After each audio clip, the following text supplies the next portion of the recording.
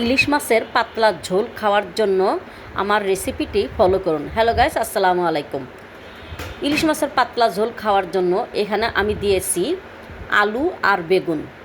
এখন এটার মধ্যে অ্যাড করব কাঁচামরিচ, পেঁয়াজ, তারপরে দেব মরিচের গুঁড়া, হলুদের গুঁড়া, ধনিয়ার গুঁড়া, জিরার গুঁড়া, পরিমাণ মতো লবণ, সব একসাথে করে মিশিয়ে আমি দেব সরিষার তেল। এখন সব উপকরণ একসাথে করে মিশিয়ে খুব ভালোভাবে হাতে চটকিয়ে মাখিয়ে নেব। মাখানো হয়ে গেলে দিয়ে দিচ্ছি কেটে ধুয়ে পরিষ্কার করে রাখা ইলিশ মাছ। আবারও কতক্ষণ ভালোভাবে হাতে মেখে নেব। মাখানো হয়ে গেলে হাত ধোয়া পানি দিব।